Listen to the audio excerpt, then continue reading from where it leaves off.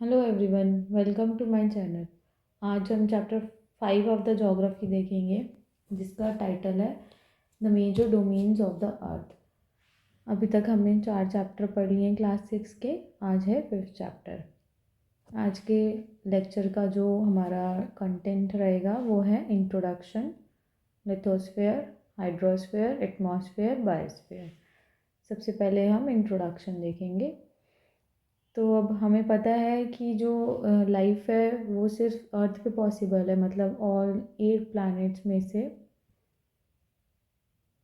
हमने पढ़ा था कि एक अर्थ ही ऐसा है जहाँ पे लाइफ सस्टेन कर सकती है, क्योंकि वहाँ पे कुछ लाइफ सस्टेनिंग एलिमेंट्स अवेलेबल हैं, लाइक लैंड, वाटर, एयर, जिसकी वजह से हम सस्टेन कर पाते हैं, ह्यूमन बीइंग सस्टेन कर पाते हैं।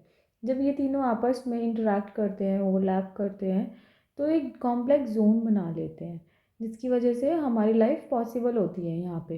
अब हम यहाँ पे पढ़ेंगे लिथोस्फेयर, हाइड्रोस्फेयर और एटमॉस्फेयर, ये सब क्या होता है। तो उसका छोटा सा इंट्रोडक्शन है कि जो सॉलिड पोर्शन ऑफ द अर्थ है उसको हम लिथोस्फेयर बोलते हैं।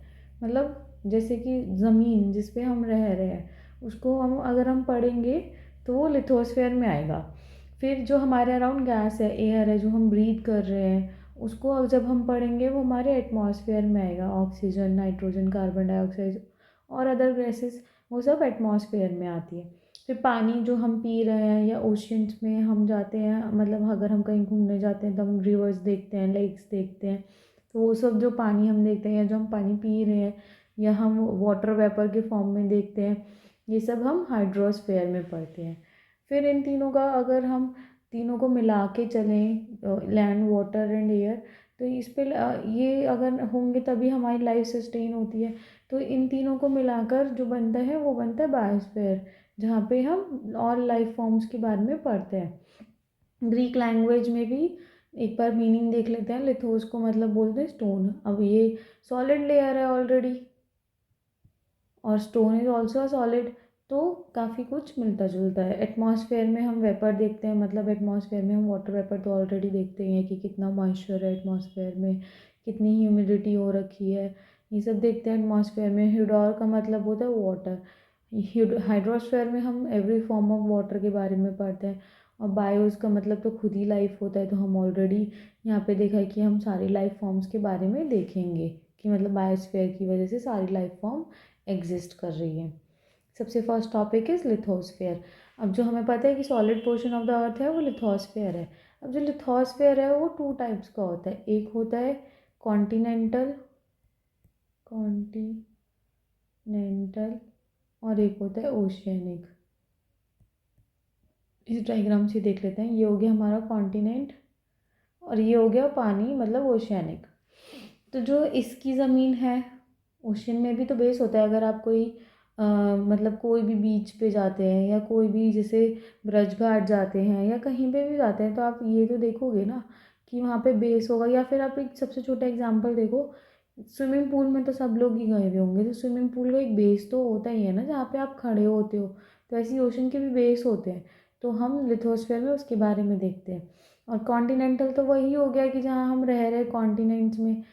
आगे हम पढ़ेंगे types of continents and all, तो ये सब लिथोस्फेयर में, ये लिथोस्फेयर के अंदर आता है।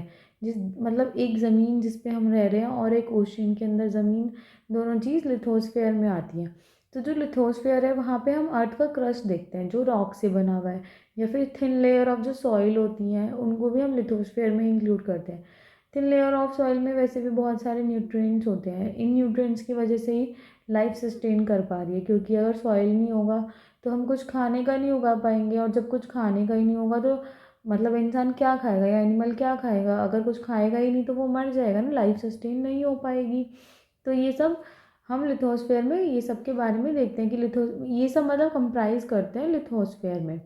अब हमें पता है कि बहुत सारा लैंड मास भी है पूरे वर्ल्ड में और बहुत सारा वाटर भी है। तो जो वाटर है वो एक दूसरे से कनेक्टेड है। Suppose this is one continent, this is another continent, और यहाँ से पानी निकल रहा है, तो ये सब पानी एक दूसरे से कनेक्टेड है। सारी वाटर बॉडीज कनेक्टेड है और सबका जो सी वाटर का लेवल है वो भी सेम है हर जगह। और जैसे कि अब हम आपने सुना होगा कि माउंट एवरेस्ट अभी आगे भी देखेंगे, वो हाईएस्ट पीक है। तो माउंट एवरेस्ट की हाइट कैसे नापे, मतलब किस बेसिस पे बोला कि ये हाईएस्ट पीक है, क्या बेस लिया?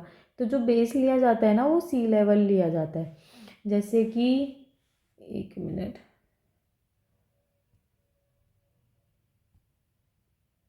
ये क्लियर हो गया। हम देखते हैं माउंट एवरेस्ट बेस कैसे लेते हैं। जैसे ये हमारा वाटर बॉडी हो गई, ये हमारी वाटर बॉडी हो गई, और ये माउंट एवरेस्ट है, हमने मान लिया ये माउंट एवरेस्ट है। तो अब जो हम इसकी हाइट लेंगे ना, वो इसको ज़ीरो लेंगे कि ये ज़ीरो है वाटर बॉडी, और यहाँ से 1 2 3 4 ये ऐसे ऐसे बढ़ता जा रहा है। तो जो हमारा बेस होता है ना, वो एक वाटर बॉडी होता है। उसके ऊपर साइड से हम उसकी एलिवेशन देखते हैं। एलिवेशन मतलब एलिवेशन ऑफ लैंड मतलब height, height in the simple form कि हाइट किस क्या है। अगर हम कोई माउंटेन की, कोई हिल की हाइट देखना चाहेंगे तो सी लेवल को ज़ीरो रखकर फिर उसका हाइट देखते हैं। अब हमने देखा था highest mountain peak mount Everest है, उसकी हाइट ना 8848 मीटर है एनसीईआरटी में। लेकिन अभी रिसेंट में 2020 में नेपाल और चाइनीज़ अथॉरिटीज़ ने दोबारा मेजर करी थी तो 0.86 मीटर एक्स्ट्रा निकली, और this is above sea level. और जो हमारा ग्रेटेस्ट डेप्थ है पूरे वर्ल्ड में वो है मरियाना ट्रेंच, ये पैसिफिक ओशन में है। तो एक हो गई, suppose this is the base जो हम ले रहे हैं सी लेवल का, तो ये हो गया माउंट एवरेस्ट, ये हो गया मरीना ट्रेंच। एक हो गई अबव सी लेवल, एक हो गई बिलो सी लेवल।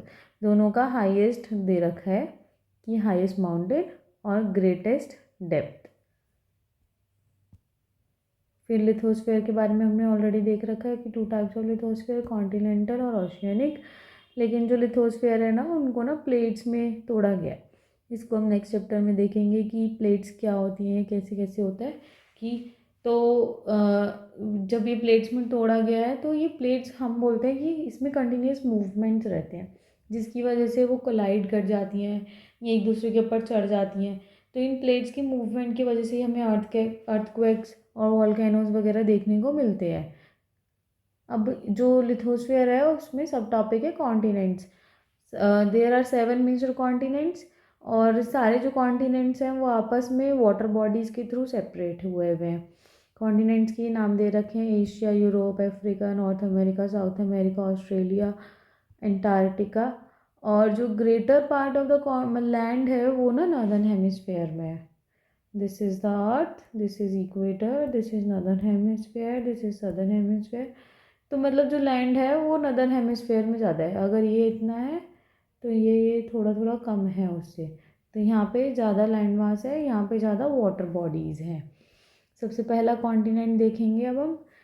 ये हो गया हमारा north America, South America, Africa, Europe, Asia, Australia, Antarctica. ये सारी ओशंस हो गई। Pacific ocean, Atlantic ocean, Arctic ocean, Indian ocean, यहाँ पे होते हैं सदर्न ओशियन। तो ये सब हम पढ़ेंगे नेक्स्ट में। सबसे पहला कॉन्टिनेंट देखते हैं एशिया। एशिया बहुत लार्जेस्ट कॉन्टिनेंट है।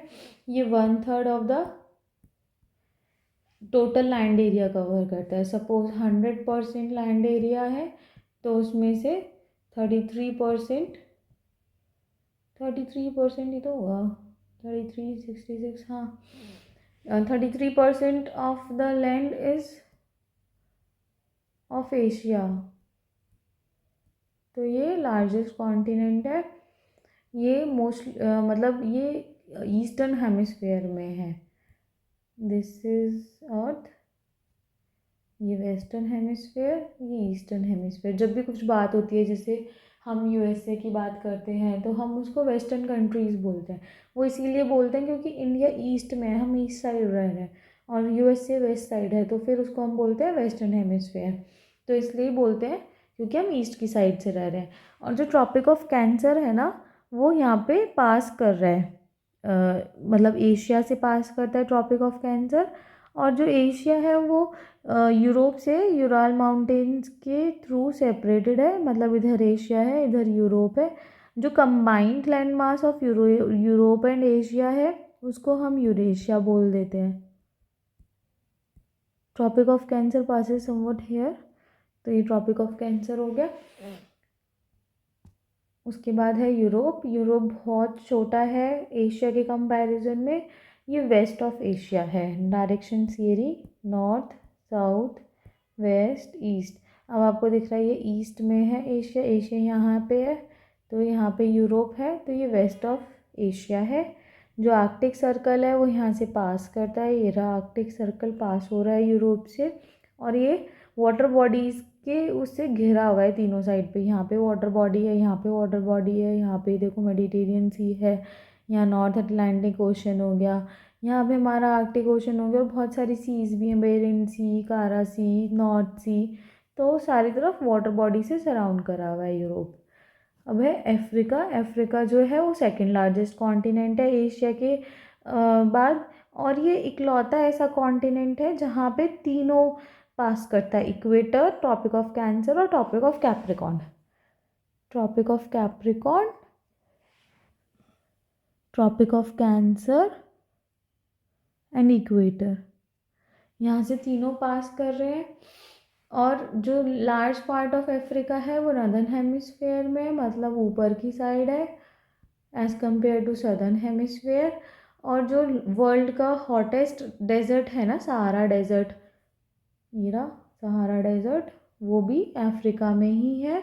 और जो कॉन्टिनेंट है वो चारों तरफ से सीज और ओशियन से मतलब घिरा हुआ है। और जो वर्ल्ड की लॉन्गेस्ट रिवर नाइल है वो भी अफ्रीका से ही फ़्लो कर रही है, यहाँ पे चलती है नाइल रिवर, ये भी अफ्रीका में फ़्लो कर रही है। यहाँ पे देखो अटलांटिक ओशन से बाउंड है, या इंडियन ओशन से बाउंड है, या मेडिटेरियन सी हो गई, तो ये भी यूरोप की तरह रिवर्स एंड ओशन से बाउंड हुआ है सारी तीनों चारों तरफ। अब है नॉर्थ अमेरिका, ये थर्ड लार्जेस्ट कॉन्टिनेंट है, पहला हो गया एशिया, फिर अफ्रीका, अब नॉर्थ अमेरिका, ये हो गया थर्ड लार्जेस्ट कॉन्टिनेंट। अब देखते हैं, ये साउथ अमेरिका से लिंक्ड है by a strip of land, जो ये रहा, इसको बोलते हैं isthmus of Panama, isthmus of Panama. और जो कम्प्लीटली ये वाला जो कॉन्टिनेंट है ना वो नॉर्दर्न हेमिस्फेयर में, मतलब अपर की साइड है कम्प्लीटली, वो इक्वेटर से अबव है। इसको सॉरी नॉर्थ अमेरिका को भी तीनों तरफ से तीन ओशियन सराउंड करती हैं। यहाँ से देखो ये पैसिफिक, ये ऊपर नॉर्थ में आर्कटिक, और ईस्ट में हो गई अटलांटिक ओशियन, तो ये भी तीनों साइड से डिफरेंट ओशियन से घिरा हुआ है। Next we have is South America.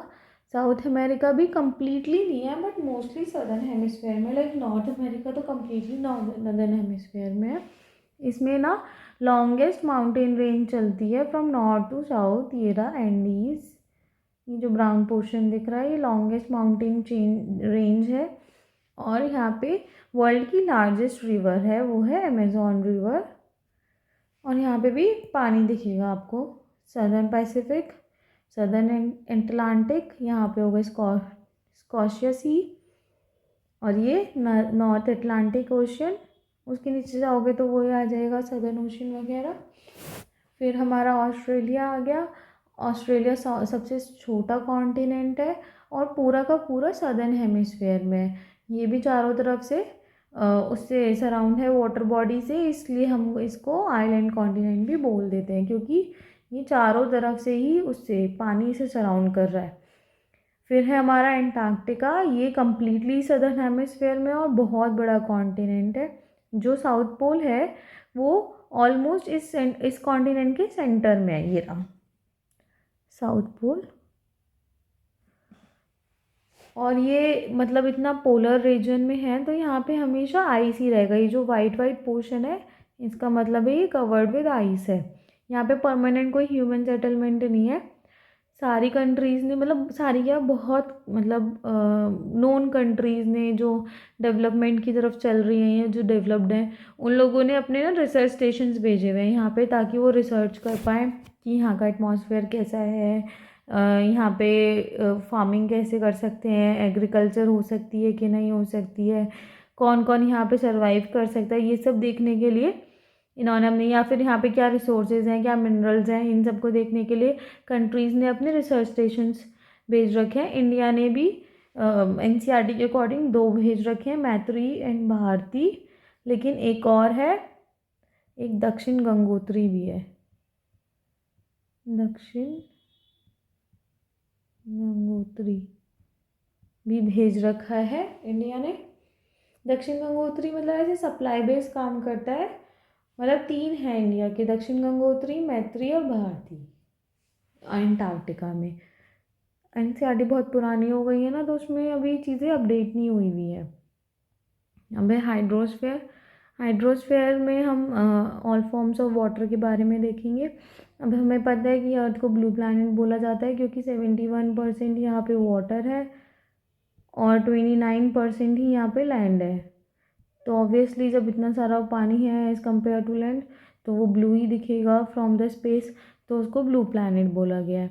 तो ये जो हाइड्रोस्फीयर में वो ऑल फॉर्म्स ऑफ वाटर के बारे में हम उसमें देखते हैं, जैसे running water in oceans, rivers, lakes, ice in glaciers, underground water, water vapour in the atmosphere, ये सब हाइड्रोस्फीयर में आते हैं। ये बोलते हैं कि 97% ऑफ द वाटर है वो सॉल्टी है। जब वो सॉल्टी है तो ह्यूमंस डायरेक्ट यूज़ नहीं कर सकते, और जो बाकी बचा हुआ पानी है 3%, उसमें से मतलब बहुत अच्छा खासा प्रोपोर्शन का पानी है जो आइस शीट्स और ग्लेशियर्स में है या फिर अंडरग्राउंड है। तो फिर बहुत छोटा percentage of fresh water available है ह्यूमन यूज़ के लिए, जिसकी वजह से हम ये बोलते हैं कि हमें शॉर्टेज ऑफ वाटर का। आप सुन रहे होंगे दिल्ली की साइड आप अगर रहते होंगे तो वहाँ पे आप देखोगे कि वहाँ पे बहुत शॉर्टेज ऑफ वाटर है, क्योंकि वहाँ पे इतना सारा तो पॉपुलेशन हो गया है, तो म्यूनसिपैलिटीज़ कब तक कोप अप कर पाएंगी। तो ब्लू प्लैनेट के होने के बाद भी हम लोग शॉर्टेज ऑफ वाटर को फेस करते हैं। अब है वेयर इज़ द हाइड्रोस्फीयर। अभी हमने देखा था हाइड्रोस्फीयर में हम ग्लेशियर्स पढ़ते हैं, ओशंस पढ़ते हैं, ground water, lakes, rivers, clouds, तो ये सब हाइड्रोस्फीयर में ही आता है। हाइड्रोस्फीयर में एक सब टॉपिक आता है ओशियंस। जो ओशियंस है वो इंटरकनेक्टेड है, मतलब में हमने देखा था कि जो सारे लैंड मास हैं, सारे कॉन्टिनेंट्स हैं, वो आपस में जो डिवाइड हो रखे हैं वो ओशियंस के थ्रू ही डिवाइड है। तो जो ओशन का वाटर है वो हमेशा चलता रहता है, ऐसा नहीं है कि एक जगह रुक गया तो ठीक रुक ही गया। तो जो 3 मेजर मूवमेंट ऑफ ओशन का वाटर होता है, they are through waves, tides और ओशन करंट्स। हम ये फर्दर लेक्चर्स में डिटेल में पढ़ेंगे कि वेव्स क्या होता है, टाइड्स क्या होता है और ओशन करंट्स क्या होता है। अभी आपके लिए इतना ही इनफ है। तो 3 chief movement of ocean water है, वेव्स, टाइड्स और ओशन करंट्स। और जो 5 मेजर ओशियंस हैं उसमें सबसे नंबर 1 पे है पैसिफिक, दूसरे पे अटलांटिक, तीसरे पे इंडियन, फोर्थ पे सदर्न, सबसे छोटी है आर्कटिक ओशियन। अब हम सबसे पहले पैसिफिक ओशन देखेंगे। पैसिफिक ओशियन जो है वो लार्जेस्ट ओशन है। अभी हमने देखा था जैसे 1/3 एशिया है ऑफ लैंड मास, ऐसी 1/3 ऑफ अर्थ में पैसिफिक ओशन है। ये है टोटल लैंड मास में से, टोटल लैंड मास, और ये है पूरा 1 ऑफ अर्थ, मतलब जितनी बड़ी अर्थ है उसमें 1/3 पैसिफिक ओशियन है। और जो हमने अभी पढ़ा था डीपेस्ट पॉइंट, वो मरियाना ट्रेंच, वो भी पैसिफिक ओशियन में ही है। ये ऑलमोस्ट सर्कुलर है, देखो इस टाइप से सर्कुलर टाइप की है। और जो एशिया है, ऑस्ट्रेलिया है, नॉर्थ अमेरिका है और साउथ अमेरिका है, वो इसको सराउंड करता है। Next is Atlantic ocean. Atlantic ocean second largest ocean है और ये एस शेप्ड है, ऐसे करके आ रही है देखो। तो यहाँ पे ये इधर वेस्ट साइड में ये नॉर्थ अमेरिका और साउथ अमेरिका से सराउंडेड है, और इधर ये यूरोप और अफ्रीका से। जो इसकी अटलांटिक ओशियन की वो है ना कोस्ट लाइन, वो बहुत ज़्यादा ना टेढ़ी मेढ़ी है, इंडेंटेड है। इंडेंटेड का मतलब होता है टेढ़ी मेढ़ी है, जिसकी वजह से बहुत सूटेबल है ये नेचुरल पोर्ट्स और हार्बर्स के लिए, क्योंकि देखो ये यहाँ पे ये रहा, ये ऐसे टेढ़ी मेढ़ी ये ऐसे जा रही है, तो यहाँ पे नेचुरल पोर्ट्स और हार्बर्स बहुत अच्छी लोकेशन है उनके लिए ये। इसकी वजह से ये बिजिएस्ट ओशन है, क्योंकि यहाँ पे बहुत ज़्यादा ट्रेड होता है। जब ये आइडियल लोकेशन है हमारे उसके लिए सॉरी नेचुरल पोर्ट्स और हार्बर्स के लिए, तो ऑब्वियसली यहाँ पे पोर्ट्स बहुत अच्छे बने हुए होंगे। जब पोर्ट्स अच्छे होंगे तो ऑब्वियसली वहाँ पे ट्रेडिंग होएगी शिप्स के थ्रू, तो ये बिजिएस्ट ओशियन बोला जाता है। Next ocean is Indian ocean. Indian ocean third largest ocean है और ये इकलौती ऐसी ओशन है जो एक कंट्री के नाम पर है। ये ऑलमोस्ट ट्रायंगुलर सी शेप में है और इसकी ये बाउंडेड हुआ है Asia on the north, Africa on the west and Australia in the east. फिर है सदर्न ओशियन। सदर्न ओशियन पूरे कॉन्टिनेंट को एनसर्कल करती है, ये कर रहा एंटार्क्टिका को, और ये नॉर्थवर्ड एक्सटेंड करती है to the 60 degree south latitude, ये ना 60 डिग्री साउथ। तो जो सदर्न ओशियन है वो पूरे मतलब एंटार्क्टिका को एनसर्कल करती है और नॉर्थवर्ड 60 डिग्री साउथ लैटिट्यूड तक ये जाती है। Next is Arctic ocean. Arctic ocean जो है वो आर्कटिक सर्कल के विद इन है। आर्कटिक सर्कल ये रहा पूरा ऐसे, ये पूरा हमारा आर्कटिक सर्कल है। तो नॉर्थ एक आर्कटिक ओशियन उसमें सराउंड मतलब उसके अंदर है आर्कटिक सर्कल के, और ये नॉर्थ पोल को सराउंड करती है। ये पैसिफिक ओशियन से कनेक्टेड है by shallow water, Bering Strait, Bering Strait, यहाँ आपको दिख रहा होगा यहाँ पे बेरिंग सी है। तो ये बेरिंग स्ट्रेट का मतलब स्ट्रेट जो होते हैं, स्ट्रेट एक नैरो पैसेज ऑफ वाटर होते हैं जो दो लार्ज बॉडीज़ को कनेक्ट करते हैं लाइक सीज और ओशियन। तो ये आर्कटिक ओशियन को पैसिफिक ओशियन से कनेक्ट करता है, तो वो है बेरिंग स्ट्रेट। बहुत सारे स्ट्रेट्स हैं, धीरे धीरे आगे आगे पढ़ेंगे। तो ये बेरिंग स्ट्रेट है पहला स्ट्रेट जो आपने पढ़ा है। और जो आर्कटिक ओशियन है वो नॉर्दर्न कोस्ट पे bounded by north America and Eurasia. North America ये रहा और यूरेशिया ये रहा, तो ये इससे बाउंड हुई भी है। Next is atmosphere. एक चीज़ और थी कि मतलब कुछ लोग ना, जैसे हमने पढ़ा था माउंट एवरेस्ट के बारे में कि माउंट एवरेस्ट सबसे हाईएस्ट पीक है, तो कुछ लोग ना उसको क्लाइंब करते हैं। क्लाइंबर्स जो होते हैं आपने सुना होगा कि वो वहाँ पे क्लाइंब करते हैं। तो जो एडमंड हिलेरी थे, मैं लिख देती हूँ नाम, एडमंड हिलेरी फ्रॉम न्यूजीलैंड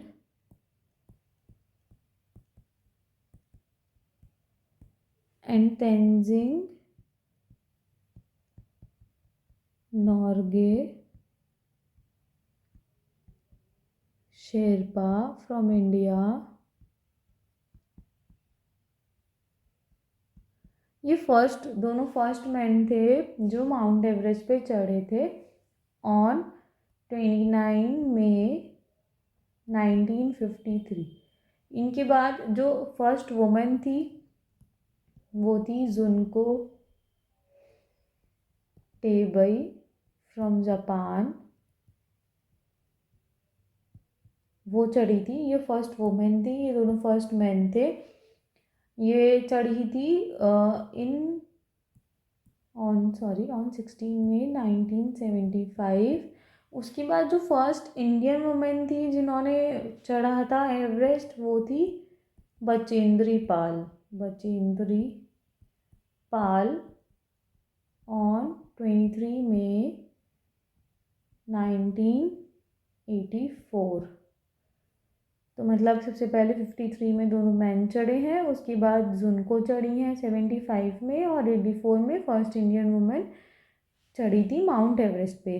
तो ये आपको थोड़ा नॉलेज होना चाहिए, बाई चांस कोई क्वेश्चन बनने लगे तो आपकी नॉलेज के लिए मैंने बता दिया। ये चारों नाम आपके एनसीईआरटी में भी लिखे हुए हैं, आप वहाँ से भी देख सकते हैं। अब है एटमॉस्फेयर। एटमॉस्फेयर अभी हमने बताया था सिंपल फॉर्म में, जो the air we breathe around us is atmosphere. तो ये एक इम्पॉर्टेंट एस्पेक्ट है क्योंकि एटमॉस्फेयर की वजह से ही हम ब्रीथ कर पा रहे हैं। साथ ही साथ जो सन की हार्मफुल रेज आती हैं वो जो एटमॉस्फेयर है उसकी वजह से ओजोन जो लेयर होती है एटमॉस्फेयर में, उसकी वजह से हार्मफुल रेज ऑफ द सन होती हैं वो वहाँ पे एब्जॉर्ब हो जाती है और हमारे पास मतलब एक तरीके से ना जो ओजोन लेयर है वो छलनी की तरह काम करती है। छलनी आपने सुना होगा, जिससे चाय कॉफ़ी मतलब कुछ भी छानना होता है तो वो एक छलनी की तरह काम करती है कि वो जो गंदगी होती है वो अपने अंदर रोक लेती है और मतलब एडिबल आइटम नीचे आने देती है। तो जो गुड रेज होती हैं वो नीचे आ जाती हैं और जो बैड रेज होती हैं वो ओजोन लेयर खुद एब्जॉर्ब कर लेती है। जो एटमॉस्फेयर की हाइट है वो अराउंड 1600 किलोमीटर तक एक्सटेंड कर रही है। ये 5 लेयर्स पे डिवाइडेड है, 1 2 3 4 5। ट्रोपोस्फेयर, स्ट्राटोस्फेयर, मीजोस्फेयर, थर्मोस्फेयर और एग्जोस्फेयर। तो ये 5 लेयर्स में है हमारा एटमॉस्फेयर। और मतलब इन 5 लेयर्स की कंपोजिशन, टेम्परेचर और सारी प्रॉपर्टीज़ अलग अलग हैं। तो जो हमारा एटमॉस्फेयर है उसमें 78% नाइट्रोजन है, 21% ऑक्सीजन है और 1% रिमेनिंग गैसेज है, जैसे कि कार्बन डाइऑक्साइड हो गई, आर्गन हो गई, ये सब हो गई। तो जो ऑक्सीजन है वो तो हम लोगों को चाहिए होती है टू सर्वाइव। और जो नाइट्रोजन है वो प्लांट्स को चाहिए होती है सस्टेन करने के लिए। और जो कार्बन डाइऑक्साइड है वो बहुत कम अमाउंट में है, लेकिन वो बहुत इम्पॉर्टेंट है क्योंकि वो ना हीट एब्जॉर्ब करती है। अगर वो हीट एब्जॉर्ब नहीं करेगी तो जो हमारा प्लैनेट है वो सारी जो सनरेज आ रही है उसको रिफ्लेक्ट बैक कर देगा। जब वो रिफ्लेक्ट बैक कर देगा तो यहाँ बहुत ठंडा हो जाएगा, इसलिए जो हमारी कार्बन डाइऑक्साइड है वो हीट एब्जॉर्ब करती है to keep the planet warm. अगर अब आजकल हम क्लाइमेट चेंज के बारे में देखते हैं तो क्लाइमेट चेंज में हम सबसे पहले ये देखते हैं कि कार्बन डाइऑक्साइड बढ़ रही है। कार्बन डाइऑक्साइड बढ़ रही है तो वो हमारे लिए खतरा इसलिए है क्योंकि वो बहुत ज़्यादा हीट एब्जॉर्ब करती है। जब वो बहुत ज़्यादा हीट एब्जॉर्ब करेगी तो बहुत ज़्यादा गर्मी होएगी, जिसलिए आजकल हम देखते हैं गर्मी में कितना गर्म रहने लगा है, इतना पहले गर्म नहीं होता था। तो जो हमारा एटमॉस्फेयर में डेंसिटी होता है वो वैरी करता है हाइट के अकॉर्डिंग। सी लेवल पे बहुत ज़्यादा डेंसिटी होती है और लेकिन जैसे जैसे हम ऊपर जाते रहते हैं वैसे बहुत कम हो जाती है। जैसे कि आप लोगों ने सुना होगा कि जो क्लाइंबर्स होते हैं उनको, या फिर नॉर्मली अगर हम कहीं पहाड़ों पे घूमने जा रहे हैं और हाइट पे हैं तो जिनको ब्रीदिंग प्रॉब्लम्स होती हैं वहाँ पे उन्हें ऑक्सीजन की कमी महसूस होने लगती है। उनको ऐसा लगता है कि उनको सांस नहीं आ रहा है, तो इसलिए क्योंकि वहाँ पे डेंसिटी बहुत कम हो जाती है। तो जो क्लाइंबर्स हैं वो भी अपने साथ ऑक्सीजन सिलेंडर्स लेते हैं जब वो बहुत ज़्यादा हाई एल्टीट्यूड्स पे जाते हैं। जो एटमॉस्फेयर है वो ना एक प्रेशर भी एक्सर्ट करता है, जैसे कि आप अब आगे आगे के क्लासेस में पढ़ेंगे कि जो एटमॉस्फेयर है वो एक प्रेशर एक्सर्ट करता है जिसकी वजह से हमारा टेम्परेचर और हमारा प्रेशर डिफरेंस ये सब जो होता है, या एयर चल रही है, विंड चल रही है, वो सब प्रेशर की वजह पे ही डिपेंड करता है। और जो हमारा टेम्परेचर होता है वो डिक्रीज़ करता जाता है जैसे जैसे हम ऊपर जाते हैं ऑन अ हाइट।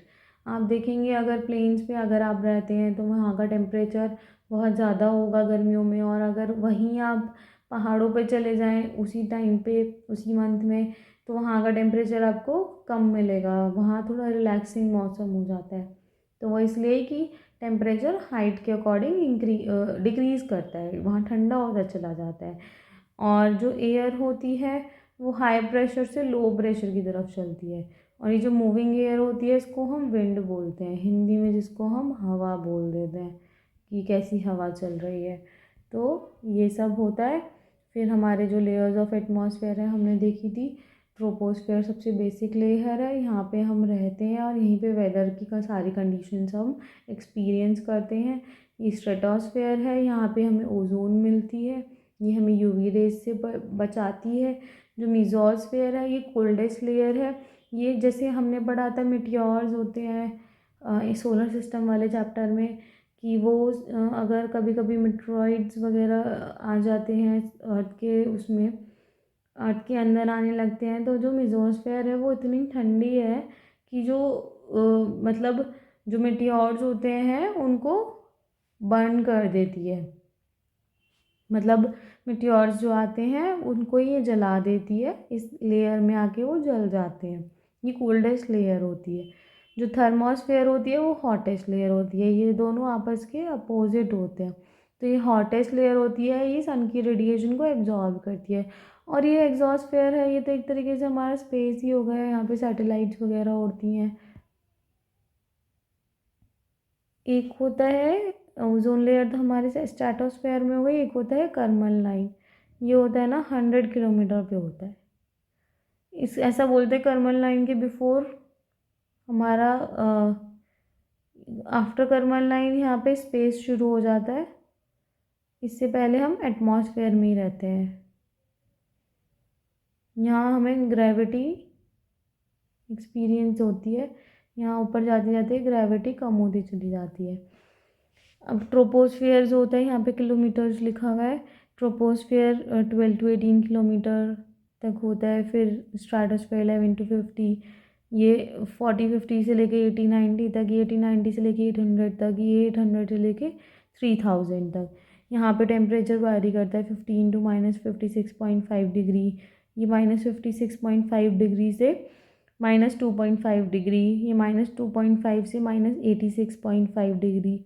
ये हमने देखा था, ये कोल्डेस्ट लेयर है।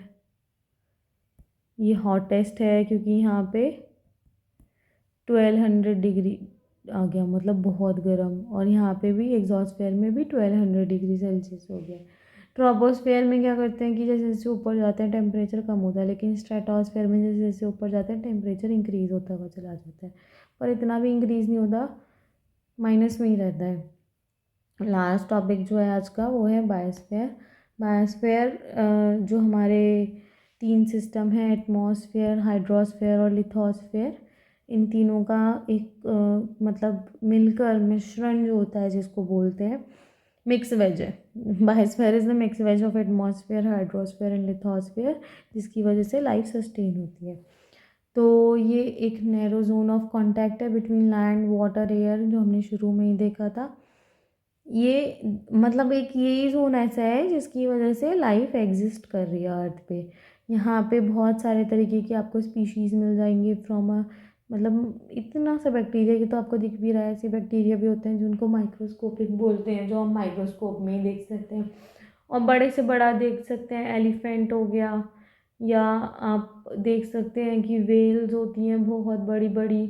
तो ये सब इस डिफरेंट टाइप्स ऑफ स्पीशीज़ और एनिमल्स और ये सब जो होते हैं लिविंग ऑर्गेनिजम्स, ये बायोस्फीयर में आपस में लिंक्ड होते हैं फॉर देयर सर्वाइवल। तो जो मेन ऑर्गेनिजम्स हैं वो 2 चीज़ में डिवाइड होते हैं बायोस्फीयर में, प्लांट किंगडम में और एनिमल किंगडम में। जो 3 डोमेन्स ऑफ अर्थ है, मतलब लैंड, वाटर और एयर, ये आपस में इंटरेक्ट करती हैं और अफेक्ट करती हैं एक दूसरे को। उसमें एग्जांपल देख लीजिए, जैसे आप फॉरेस्ट काट रहे हो अपनी नीड्स को पूरा करने के लिए, या फिर लैंड को क्लियर कर रहे हो एग्रीकल्चर करने के लिए। तो लेकिन अगर ये दोनों आप कर रहे हो तो मतलब जो सॉइल है वो रिमूव हो जाएगा स्लोप से। तो अगर ये सॉइल रिमूव हो गया तो आप देखेंगे बहुत ज़्यादा लैंडस्लाइड्स होने को हो जाते हैं। जब आप पहाड़ों पे जाओगे बारिश में तो आपको हर जगह मिलेगा कि लैंडस्लाइड्स हो रखे हैं। वो सिर्फ हमारी वजह से ही हो रखा है, क्योंकि हमने पेड़ काट लिए हैं, हम एग्रीकल्चर कर रहे हैं। और या फिर नेचुरल कैलेमिटीज़ हो जाती हैं, अर्थक्वेक आ जाता है, या फिर कोई लैंड सबमर्ज हो जाता है। जैसे कि आपने सुना होगा कि अंडमान एंड निकोबार का कुछ एरिया सबमर्ज हो गया था अंडर वाटर। और हम लेक्स में और रिवर्स में गंदा पानी डिस्चार्ज कर देते हैं, जहाँ पे हमें एनिमल्स मतलब फिशेस वगैरह मर जाती हैं वहाँ पे। और आपको वहाँ पे बहुत ज़्यादा गंदगी, बहुत ज़्यादा फंगस मिलती है। जब फंगस हो जाएगी तो अंदर के प्लांट्स और एनिमल सर्वाइव नहीं कर पाएंगे, क्योंकि फंगस हो जाएगी तो उनको ऑक्सीजन नहीं मिल पाएगी ब्रीथ करने के लिए। तो ये सब ह्यूमन की वजह से ही हो रहा है कि मतलब हम ध्यान नहीं रख रहे हैं बिल्कुल भी हमारी नेचर का। जहाँ से हम ले रहे हैं उसको हम वैसा दे नहीं रहे। अगर हम एक्सपेक्ट करते हैं कि हम एक फ्रूट ले रहे हैं नेचर से, तो हमें ये ऐसे रखना चाहिए कि हम 2 फ्रूट उसको गिफ्ट भी करें। लेकिन हम क्या कर रहे हैं, हम तो एक लेके उसको 0.1 भी नहीं दे रहे। कोई कोई तो माइनस में ही कर रहा है कि उसको मतलब माइनस में ही जा रहा है, उसका बिहेवियर ऐसा है कि वो बिल्कुल रिस्पेक्ट नहीं कर रहा अपनी नेचर को। साथ में आजकल इंडस्ट्रीज़ और थर्मल पावर प्लांट्स वगैरह लग गए हैं जो एयर को पल्यूट कर रहे हैं। इतना ज़्यादा एयर पल्यूशन देखने को मिलता है, दिवाली के टाइम पे इतना ज़्यादा स्मॉग हो जाता है। ये सब हमारी ही हरकतें हैं। और जब मतलब कार्बन डाइऑक्साइड अभी मैंने बताया था, जब वो इंक्रीज़ हो जाती है तो हमारा टेम्परेचर बढ़ जाता है, जिसको हम ग्लोबल वार्मिंग बोल रहे हैं, क्लाइमेट चेंज।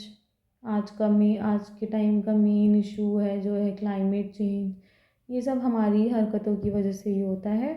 तो बहुत ज़्यादा ज़रूरत है कि हम अपना रिसोर्सेज का यूज़ कम करें, हम अपनी नीड्स को कम करें, ताकि हम एक बैलेंस बना सकें नेचर का और लिथोस्फेयर, एटमॉस्फेयर और हाइड्रोस्फेयर में। अगर इन सब चीज़ों में बैलेंस रहेगा तो फिर भी मतलब चीज़ें आसान हो जाएंगी, फिर भी हमें इतनी दिक्कतें नहीं फेस करनी पड़ेंगी। आजकल तो एयर पोल्यूशन, वाटर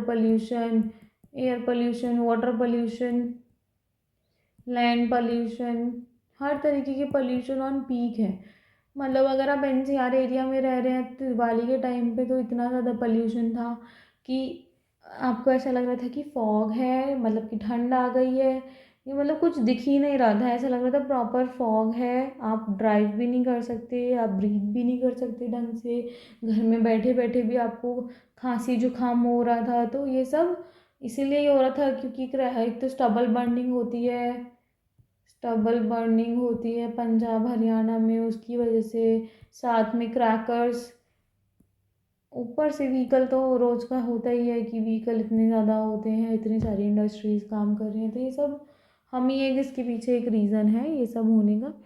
तो ये बायोस्फीयर का एक डायग्राम है। Atmosphere air, hydrosphere water, lithosphere सब आपस में इंटरकनेक्टेड है टू मेक बायोस्फीयर। चलिए आज के क्वेश्चंस देखते हैं। The mountain range that separates Europe from Asia is the Andes, the Himalayas, the Urals. तो फिर आपको हमने ये बताया था, the continent of North America is linked to South America by an isthmus, a strait, a canal. The major constituent of atmosphere by percent is nitrogen, oxygen, carbon dioxide. The domain of the earth consisting of solid rocks is atmosphere, hydrosphere, lithosphere. फिर next है which is the largest continent, Africa, Asia, Australia. Next fill in the blanks. The deepest point on the earth is dash in the Pacific Ocean. The dash ocean is named after a country. The dash is a narrow contact zone of land, water and area that supports life. The continents of Europe and Asia together are known as the highest mountain peak on the earth is dash. अब देख लेते हैं last class के answers. Maps showing distribution of forest are called thematic map. The blue color is used for showing water bodies. A compass is used to find main direction.